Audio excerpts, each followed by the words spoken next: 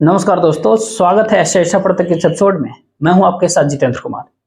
साथियों, 2024 के लोकसभा चुनाव के मद्देनजर देश में कुछ ऐसा होने जा रहा है जिसकी आपने कभी अपेक्षा नहीं किया होगा, कभी कोई कल्पना नहीं किया होगा कि आखिर क्या होने जा रहा है।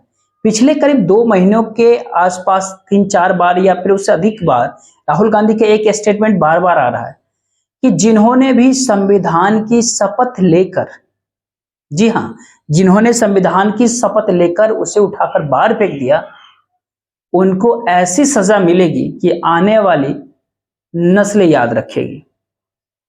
ये क्या कितना सही कहा उन्होंने। यानी कि ये कहे कि इंडिया अलायंस की सरकार तो आ रही है, बकौल राहुल गांधी, सबकी कुंडली खुलने वाली है और सबके डोजियर तैयार होंगे। ये लिख लीजिएगा, ये राहुल गांधी, बकौल राहुल गांधी बोलते हैं।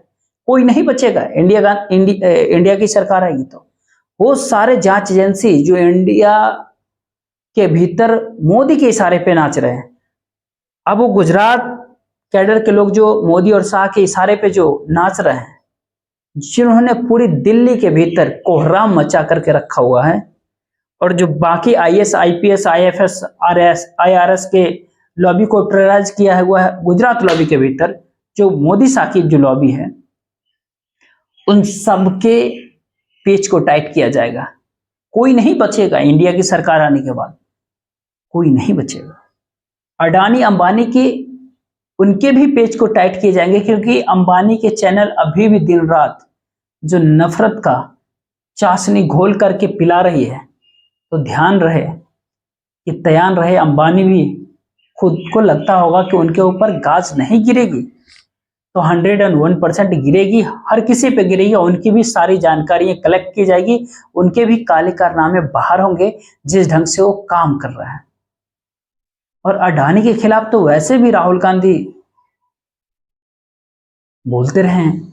इंडिया गठबंधन तो साफ तौर पे कह रहा है कि सबके पैर कतरे जाएंगे। सीबी के, वो सीबी जो जिन्होंने क्लीन चिट दी थी अडानी को, कहा था कि हमें पता नहीं लगा कि जब कोई काला कारनामा भी हुआ, वो सारी की सारी जो ओवर इनवॉइसिंग है, थर्मल पावर प्लांट कोयले के भीतर जो नजर नहीं आती है, वो जो रिपोर्ट जो दी थी वो भी नजर नहीं आई थी। यानी एक सेबी के लोग भी नहीं बचेंगे, बकौल राहुल गांधी। वो सेबी के डायरेक्टर जो वहां से निकल करके एनडीटीवी में नौकरी कर बैठे, ये सब के सब जेल के भीतर जाएंगे। अडानी, गौतम अडानी, कई बार लगता है गौतम अडानी और अंबानी कहीं ऐसा ना हो कि बहुत सारे लोग जैसे देश छोड़ के भाग गए ना, कहीं उस फिराक में नहीं हो। अपनी दौलत बहुत सारी शिफ्ट कर ली इन लोगों ने यहां से ऑलरेडी बाहर।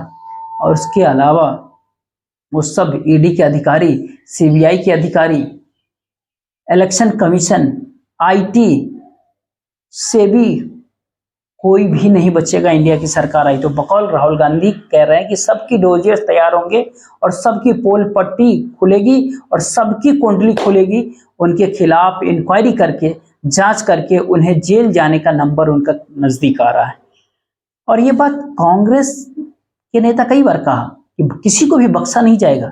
इंडिया की सरकार आई तो वो सारे गुजरात लॉबी के लोग जो अब तक एक किस्म से ये कहा जाए कि नरेंद्र मोदी के अंधभक्त बनकर के हिंदुस्तान को भीतर क्या क्या कह रहे थे, वो सारे बख्शे नहीं जाएंगे। वो सारे गवर्नर, राज्यपाल, उपराज्यपाल, जिन्होंने केवल विपक्ष के न केवल बिल रोके, उन पे साइन नहीं किए, बल्कि उस सबकी रोजी रोटी भी खत्म होने वाली है। इंडिया अलायंस की सरकार आते ही 30 के 30 गवर्नर्स को रिप्लेस किया जाएगा, निकले जाएंगे, खत्म किए जाएंगे यहाँ से। और इनमें से कई गवर्नेंस के खिलाफ जो है, और कई लेफ्टिनेंट गवर्नेंस के खिलाफ इंक्वायरी चालू होगी। और उसमें दिल्ली के एक लेफ्टिनेंट गवर्नर है सक्सेना साहब, वो तो बचेंगे नहीं।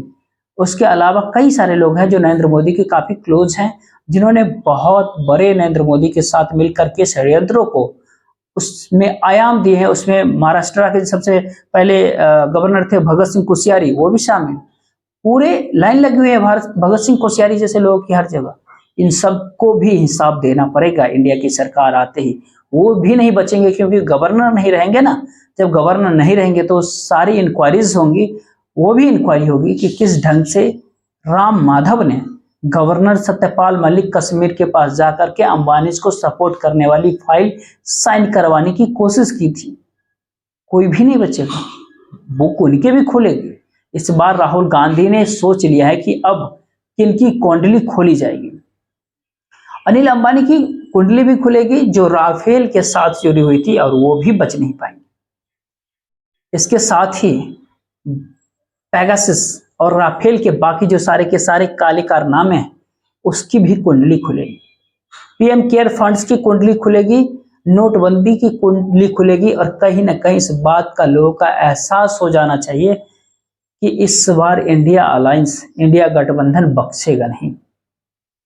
आगाज नरेंद्र मोदी सरकार ने किया कि प्रतिशोध की राजनीति, यानी प्रताड़ना, उत्पीड़न और प्रतिशोध जो पहले कभी नहीं होता था राजनीति के भीतर, वो स्टार्ट किया। यकीन कीजिए कि इसको अंजाम इंडिया अलायंस देगा, और उसके बाद भारतीय जनता पार्टी के न जाने कितने नेता जेल के भीतर नजर आए। अगर ऐसा हो तो किसी को हैरानी नहीं होनी चाहिए। हैरान मत होइए कि कुछ समय बाद नरेंद्र मोदी और तरीक पार अमित शाह भी आपको जेल के भीतर मिले, तो इस बात से किसी को हैरान नहीं होना चाहिए कि नरेंद्र मोदी ने जो नीतियां बदली, कहते हैं ना कि केजरीवाल को जैसे भीतर किया शराब के बदले हुए नीति से, अब वो जो देश को डैमेज किया गया, जहां पर एक एयरपोर्ट एक उद्योगपति को मिलना था, वो पॉलिसी खत्म करके उसे 10 एयरपोर्ट दिए गए, उसको 13 बंदरगाह दे दिए गए। देश के thermal power plants, green energy, wind energy, solar energy, सब कुछ सौंप दिया गया उसको। ये सब नीतियां किसके लिए बदली गई, इसके भी कुंडली खुलेगी, कोई भी नहीं बचेगा। और ये भरोसे के साथ कहा जा सकता है कि पिछले 10 सालों में ना तो अडानी के ऊपर रेड हुई, ना अंबानी पे रेड हुई। देश ने देखा कि वो ईडी की, सीबीआई की, इनकम टैक्स की, सेबी की कोई भी एक रेड हुई हो गौतम अडानी और अंबानी पे। क्या सेबी ने अडानी को कभी लेटर लिखा कि हम आपकी जानकारी प्रोवाइड कीजिए, हम आपकी इंक्वायरी करेंगे? कैसे ही करेंगे, क्योंकि उनके आका जो दिल्ली में बैठे हुए हैं। लेकिन अब सेबी भी नहीं बचेगा, यानी इनकम टैक्स के चीफ भी नहीं बचेंगे, इलेक्शन कमिश्नर भी नहीं बचेंगे। आप देखेंगे कि ये इलेक्शन कमिश्नर के साथ जो कुछ किया जाएगा वो देश के सामने आ जाएगा, और राजीव कुमार जैसे जो उनके साथ और जो 2 गुलाम नियुक्त किए गए थे, इनका क्या अंजाम होगा। राहुल गांधी के शब्दों में ऐसी सजा मिलेगी कि आने वाली नस्लें याद रखेगी। बकौल राहुल गांधी ऐसा कहते हैं। दरअसल आजकल एक स्टेटमेंट मोहन भागवत का जो 2018-19 का जो बहुत बड़ा फेमस स्टेटमेंट हो रहा है कि कांग्रेस का तो बड़ा योगदान है, खासतौर पर भारत के आजादी के संग्राम के अंदर, और बहुत सारे बड़े बड़े महापुरुषों ने दिया है। अचानक से ये कहां से निकल करके ये आता है स्टेटमेंट? कौन इसको वायरल करता है? जो आरएसएस के लोग ही इनको वायरल करवाने की, इनको जो शायद इनके आगे आ रहे हैं इस चीज को वायरल करवाने के लिए। बहुत कुछ घुट रहा है अंदर ही अंदर संघ, और भारतीय जनता पार्टी एक बड़ी हार की ओर बढ़ रही है 2024 के लोकसभा चुनाव में। और विश्वास कीजिए ये 272 की जादुई आंकड़ा एंड शायद नहीं पार कर पाएगी। आज जब रिजल्ट्स आएगी तब 1977 कहीं ना कहीं रिपीट ना हो जाए 2024 में। 2004 का शाइनिंग इंडिया खत्म हो रहा है, और कहीं ना कहीं नरेंद्र मोदी को इस बात का एहसास होना अब शुरू हो गया है। खुद ही सोचिए, पार्लियामेंट की सुरक्षा में सीआईएसएफ के 3000 जवान लगाए गए, और 1300 जवान पहले थे।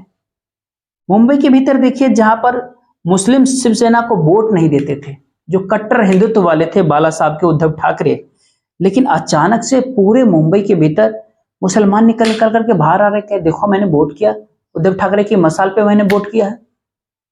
ये इस बात का प्रमाण है कि अब दूरियां मिट रही हैं, और कहीं ना कहीं हिंदू मुसलमान फिर से एक साथ हुए हैं, हिंदू सिख हिंदू ईसाई सब, और अब नरेंद्र मोदी की प्लान को, उस चालों को समझ बैठे हैं।